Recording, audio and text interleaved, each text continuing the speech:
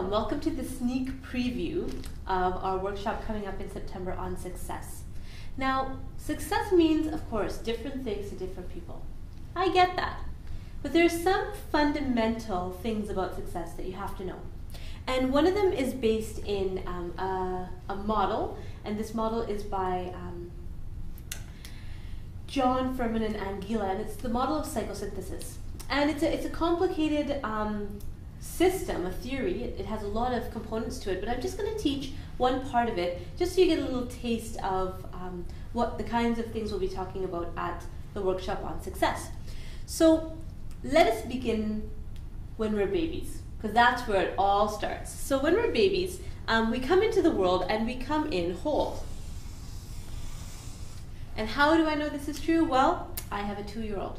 And so I know that he gets angry, I know that he gets happy, I know that he is silly, I know that he is a whole little human being. And so far he hasn't really mastered the art of censoring himself. So he is what he is. And for the first 2 years of our lives, especially the first year of our life, we are what we are. When we're hungry, we cry. When we're tired, we sleep. When we are curious, we explore the world. So we just are who we are. We come in whole. What happens is we come into a context, and that context involves people who are adults. Now, adults have certain life experiences, certain fails or successes that they bring with them into their parenting. So, when we're babies, there's always someone watching. There's our eyeball. Somebody's watching.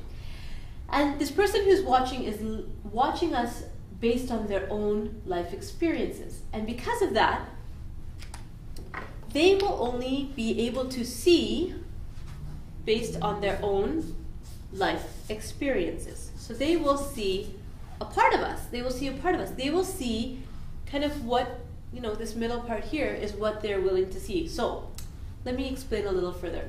If this person who's watching comes from a family in which it's not okay to be exuberant.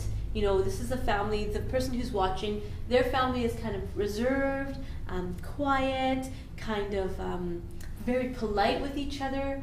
What will happen is when the child exhibits exuberance, the parent will not positively reinforce that exuberance. And it may be very subtle. They may applaud the child for doing things that are in alignment with the family. This is very common in families. That's how we get socialized into our families.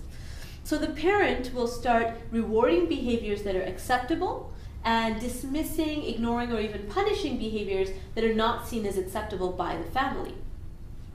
So how does this affect us as adults? Well, when we're children, we see the world as a big kind of playground or classroom where we get to explore and learn. And our parents are the guides through. The parents are our primary teachers. And on some level, we even see our parents as beyond error up to a certain age. We see that we don't really believe that our parents can make mistakes up to a certain age. And so if our parents believe that this is the part of us that's worth sticking around, worth having around, then what we end up doing is we really develop this part of us. So we really develop into a really good piece of who we were. The other option is we develop into the opposite of what our parents want, and that's something that we call rebellion or the rebel, and that's a whole other workshop.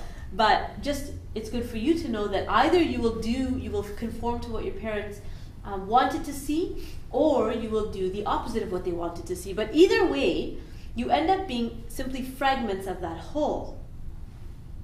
One of the big errors that we make in relationships, especially intimate relationships, is that we go and look for partners who we hope will start completing that whole for us.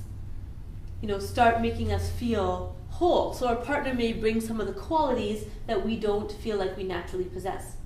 See, the thing is, we do possess those qualities, they've just been hidden. So they've been kind of shunned aside or hidden in some parts of our mind. So there's these other pieces of ourselves that are missing.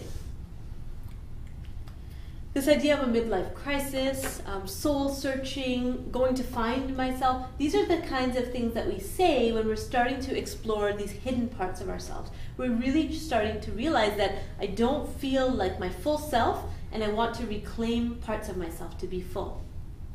Now, what does any of this have to do with success? Well, you're not going to be successful if you're only a piece of your pie. You have to be the whole in order to have the true abundance, the success, the glory and fame, if that's what your path is. Whatever it is that's right for you, whatever you define success as, you can only have that if you're feeling complete. So in this workshop, we will talk about how to reclaim these pieces of yourself so you don't have to find them in someone else, but you can actually start to honor those parts about you that maybe have been hidden for a long time. And once you start feeling whole again, then there's opportunities to move towards success. Some people tell me, well, I don't know what it is that I'm good at, or I don't know what it is that I want to do. Well, there's ways of uncovering that as well, and that's another thing that we'll be looking at in our workshop. What does success look like to you? And where does that image come from? Because again, your perception of success could be based in what was happening in your childhood, in your past. And not to say that our workshops are just about your childhood in the past, but we do recognize that your past influences your today.